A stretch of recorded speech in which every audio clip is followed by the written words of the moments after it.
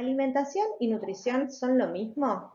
Bueno, podemos explicar que hay una tridimensionalidad del concepto de nutrición, que abarca la dimensión biológica como un proceso indispensable para el mantenimiento de la vida, la dimensión social en la que intervienen factores culturales, educación, hábitos alimentarios, factores económicos, y la dimensión ambiental, en la que se menciona la importancia de una alimentación sustentable y la utilización de cultivos como fuente de energía como medida de no solo apoyo la parte nutricional de la población, sino que también contribuyen a la conservación del medio ambiente. ¿Alimentación y nutrición son lo mismo? Podríamos decir que este concepto a lo largo de los años ha cambiado y ahora la nutrición abarca la alimentación, ya que la nutrición es un amplio y complejo conjunto de fenómenos biológicos, psicoemocionales, socioculturales asociados con la obtención, asimilación y metabolismo de los nutrientes, por lo que su estudio es necesariamente interdisciplinario, ¿sí? Con muchísimas áreas. Antes se pensaba que la alimentación era desde el lado de afuera, ¿sí? De la boca, todo lo que involucraba la parte económica y social y el entorno, y la nutrición era de la boca para adentro, todo el aspecto biológico. Actualmente se ve que la nutrición involucra todo, ¿sí? La nutrición y la alimentación. Les presento las guías alimentarias para la población argentina. Estas guías se dividen en diferentes grupos que se agrupan según los nutrientes que nos proporcionan. Tenemos el grupo de verduras y frutas, ¿sí? Que nos van a proporcionar vitaminas y minerales, el grupo de legumbres, cereales, papa, pan, pastas, ¿sí? Que nos van a proporcionar un nutriente que se llama hidratos de carbono. Siempre los vamos a tratar de elegir en su forma integral. Tenemos el grupo de leche, yogur y queso, principalmente su aporte es a través de un mineral que es el calcio. El grupo de las carnes y huevos, que también nos aportan proteínas y hierro. El grupo de aceites, frutos secos y semillas, su principal aporte son aceites, ácidos grasos esenciales, como el omega 3, el omega 9 y el omega 6. Y tenemos en su menor proporción el grupo de dulces y grasas, que son los alimentos más palatables y de menor consumo. Las guías alimentarias argentinas también nos proporciona una serie de mensajes para dar a la población, que son los mensajes para dar a una población sana, para mejorar su alimentación. Las guías alimentarias están representadas a través de un plato donde en su mayor cantidad vamos a tener las verduras, después los diferentes grupos de alimentos según su proporción, en el centro el consumo de agua y promocionando una mayor actividad física y un menor consumo de sal. El sistema NOVA es una nueva clasificación de alimentos que se hace a partir del grado de procedimiento del alimento. Esto nos permite diferenciar los procesos que son beneficiosos o inocuos, como puede ser una pasteurización en la leche, o procesos perjudiciales, como pueden ser la adición, ¿sí? De azúcar o sal en grandes medidas a un alimento. Los alimentos se clasifican en alimentos ultraprocesados, alimentos procesados y alimentos naturales. Los alimentos naturales se obtienen directamente de plantas o animales que no sufren ninguna alteración tras extraerse de la naturaleza.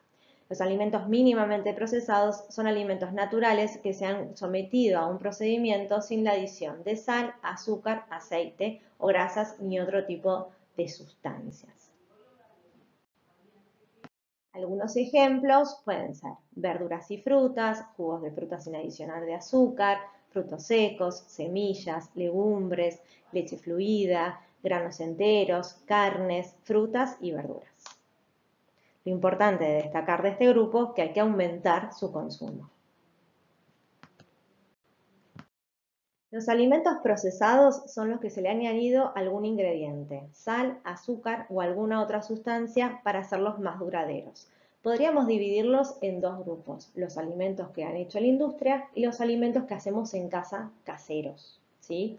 Podemos tener, obviamente no es lo mismo un pan lactal, ¿sí? Que un pan hecho en casa. Siempre vamos a tratar de indicar alimentos caseros para disminuir el ingreso de sustancias o aditivos. Igualmente, un pan casero entra como alimento procesado. Algunos ejemplos de alimentos procesados pueden ser los enlatados, las conservas, los panes elaborados con harinas blancas o harinas integrales, salsas de tomate, aceites, harinas, pastas y fideos, en lo que también recomendamos moderar su consumo. Los alimentos ultraprocesados son alimentos listos para comer o beber, que a pesar de que cada vez se los fortifique con más nutrientes, no dejan de ser ricos en grasas, azúcares, sal y energía, y contienen escasa o nula cantidad de fibras, vitaminas y nutrientes.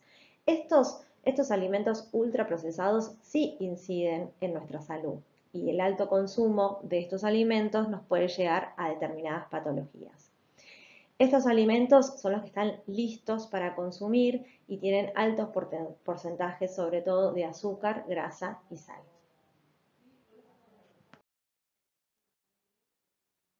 Estos son algunos de los ejemplos de alimentos ultraprocesados y, sobre todo, es muy importante evitar su consumo. Las últimas guías alimentarias nos dicen que las enfermedades crónicas no transmisibles es una de las principales causas de salud a nivel global y sobre todo en la Argentina.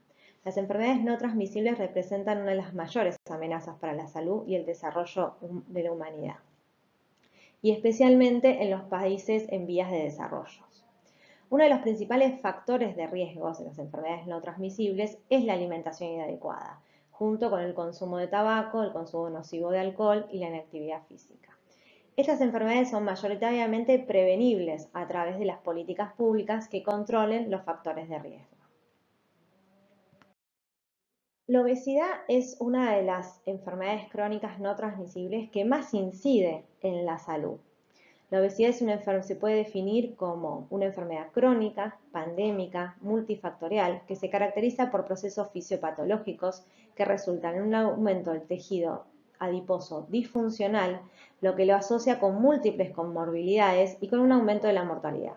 También tiene, además, la característica fundamental de ser socialmente estigmatizada. La ingesta alimentaria está regulada por un complejo mecanismo neuroendocrino en el que participa el hipotálamo, conocido como sistema homeostático. Regula las señales de hambre y saciedad. Estas señales son las que permiten alcanzar la homeostasis de energía a través de estructuras como son el núcleo lateral, que es responsable de la sensación de hambre, y el núcleo ventromedial, que se encarga del manejo y control de la saciedad.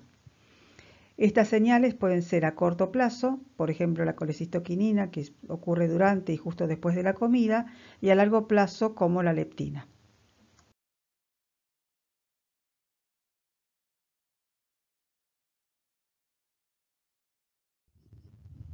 El hambre, la saciedad y el balance energético, que es regulado a nivel del hipotálamo, está integrado por un circuito neurohormonal conocido como sistema homeostático, que recibe señales tanto de origen periférico como central y que va a estar condicionado por factores cognitivos de carácter sensorial y mecánico llamado sistema agónico. Esto va a activar un sistema neuronal de recompensa como respuesta a alimentos de alta palatabilidad y densidad calórica, independientemente de su valor nutricional, y van a producir sensación de placer. El control homeostático de la ingesta va a estar fuertemente influido por el hedonismo, por el sistema de recompensa y por las experiencias alimentarias. Estos factores no homeostáticos no son, son afectados por el medio ambiente, por ejemplo, por factores sociales, culturales, de marketing, de disponibilidad de alimentos, y van a ser procesados a través del sistema córtico-límbico, que va a definir la conducta a seguir. Si la conducta alimentaria únicamente estuviera regulada por los sistemas homeostáticos, el acto de comer sería simplemente una respuesta a una necesidad fisiológica y la mayoría de las personas mantendrían un peso normal.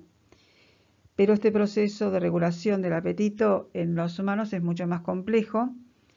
El sujeto siente un placer subjetivo cuando ingiere el alimento, disfruta de la presentación de un plato, con un aroma y con una textura, incluso un sonido, del sonido que resulta de la masticación de los alimentos crujientes. Y estos estímulos van a impulsar que el sistema de reforzamiento y el cerebro produzcan una sensación subjetiva de placer. Esto puede llevar a que la persona incluso a comer de forma compulsiva. Las vías hedónicas pueden llegar a anular el sistema homeostático. Van a incrementar el deseo de ingerir el alimento de alta palatabilidad y densidad energética, incluso cuando exista una elevada reserva de energía y cuando las sensaciones de hambre y apetito sean bajas. Los hábitos construyen conductas alimentarias que a su vez están influenciadas por los entornos, hábitos culturales, familiares, publicidad, legislación.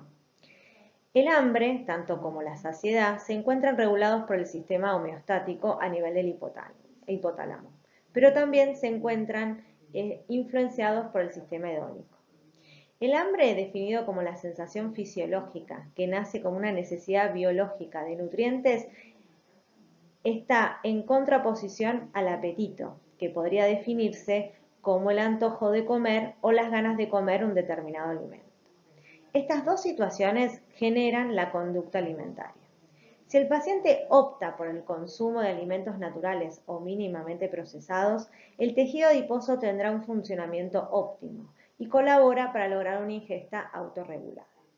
En contraste, con el aumento del consumo de alimentos de alta palatabilidad, por ejemplo los ultraprocesados, el tejido adiposo está en una situación de un comportamiento disfuncional, registrando un aumento tanto en el número de sus células como en el tamaño de las mismas.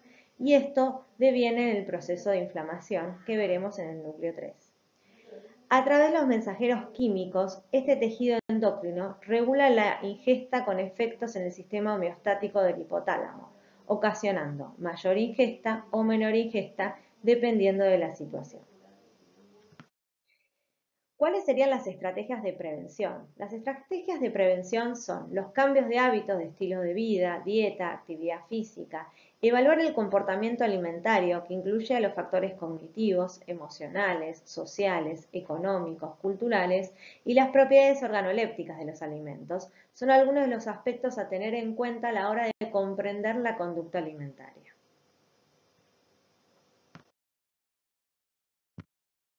El sobrepeso y la obesidad son los principales condicionantes actuales de la patología crónica no transmisible.